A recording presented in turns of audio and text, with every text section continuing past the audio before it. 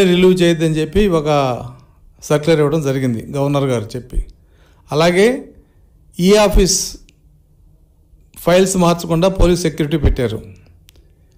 అలాగే ఈ AP fibre tech దగ్గర పోలీస్ సెక్యూరిటీ, ఎక్కడైతే ప్రభుత్వానికి సంబంధించిన కొన్ని కీలక సమాచారం ఉంటుందో అక్కడ అంతా కూడా పోలీస్ సెక్యూరిటీ పెట్టమని చెప్పి గవర్నర్ గారు చెప్పారు.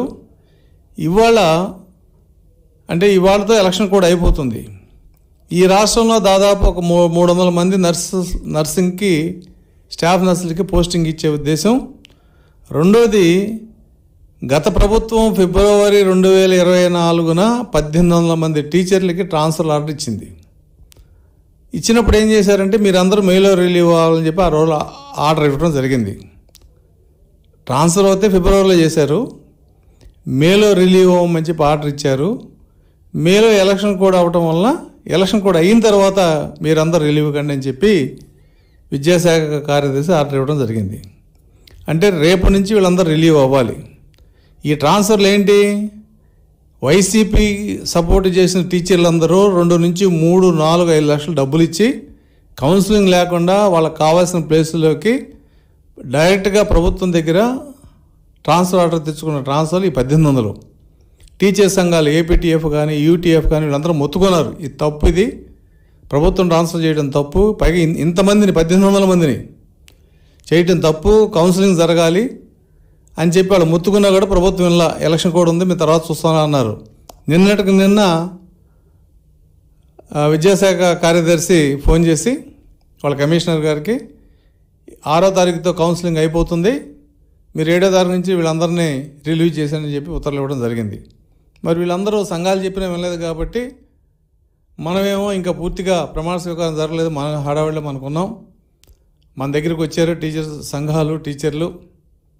అలాగే ఆ నర్సింగ్ దాంట్లో కూడా కొంత అవినీతి ఉందని చెప్పి వాళ్ళు కూడా చెప్పడం జరిగింది. ఈ 2 అంశాల మీద మరి వీటిని ఆపేయాలి, టీచర్స్ యొక్క ట్రాన్స్ఫర్లో ఎఫెక్ట్ కాకూడదు. నర్సింగ్ కౌన్సిలింగ్ ఇవాళ ఎలక్షన్ కోడ్ ఇవాళతో ముగిసిపోతుంది, కానీ ఈరోజే కౌన్సిలింగ్ పెట్టారు, కొంపలేదు మునిగిపోయినట్టు. కాబట్టి ఈ 2 ఆపేయాలని చెప్పి మేము మరి మన ముఖ్యమంత్రి గారికి, కాబోయే ముఖ్యమంత్రి గారికి చెప్పడం, ఆయన అధికారులతో మాట్లాడతాం, ఈ 2టిని కూడా ఆపేసినట్టు ఉత్తర్వులు కూడా రావడం జరిగింది. అంటే వైకాపా అవినీతి అరాచకాలకి మొదటి అడ్డుకట్ట పడింది.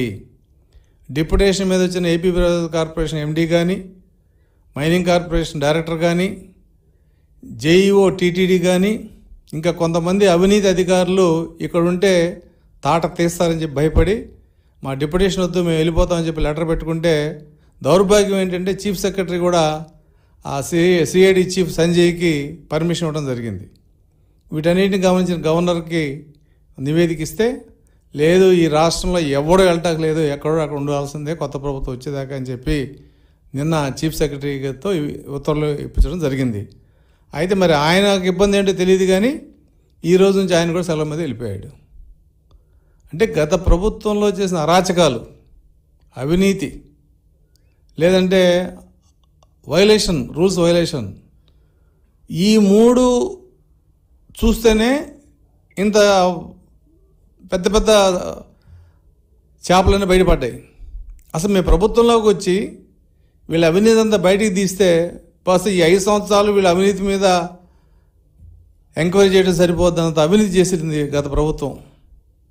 అయితే ఇక్కడ ఒక విషయం చెప్పదలుచుకున్నాం, పనిష్మెంట్ ఫర్ హెరాస్మెంట్ ఖచ్చితంగా ఉంటుంది.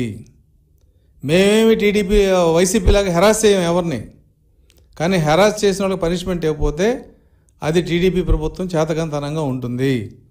కాబట్టి డిప్యుటేషన్ మీద వచ్చిన అధికారుల కథ, ఈ డబ్బులు తీసుకున్న ట్రాన్స్ఫర్లు ఇందులో, ఎందుకంటే అందరూ వైసీపీ టీచర్లే.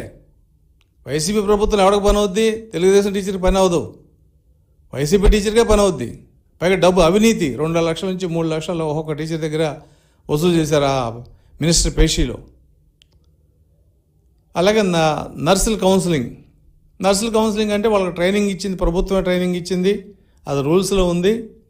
అయితే వాళ్ళకు ట్రైనింగ్ ఇచ్చేటప్పుడు క్వాలిఫికేషన్ ఏంటి, ఎలిజిబిలిటీ ఏంటి అనేది చెక్ చేయాల్సిన అవసరం ఉంది. మేము మెరిట్ లిస్ట్ ప్రకారం ఇచ్చామన్నారు. ఎందుకంటే ఈ రాష్ట్రంలో 5 మెడికల్ కాలేజీకి ఒక్కొక్క కాలేజీకి 200 చొప్పున స్టాఫ్ నర్స్ పోస్టులు శాంక్షన్ అయినాయి.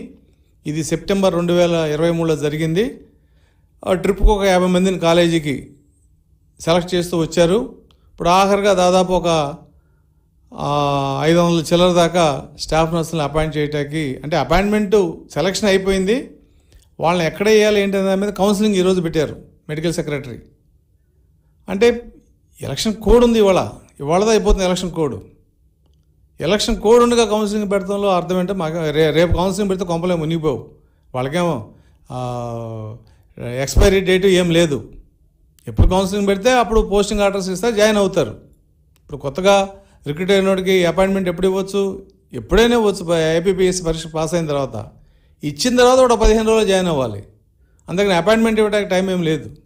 అలాగే ఈ స్టాఫ్ నర్సులకు కూడా ఇవాళ కౌన్సిలింగ్ పెట్టాల్సిన అవసరం ఎందుకు వచ్చింది, దాని మీద కూడా కొంత కంప్లైంట్స్ ఉన్నాయి. ఇవన్నీ మేము వెరిఫై చేస్తాం, మీరు చేయొద్దని చెప్పి ఇవాళ అధికారులకు సందేశం వెళ్ళింది.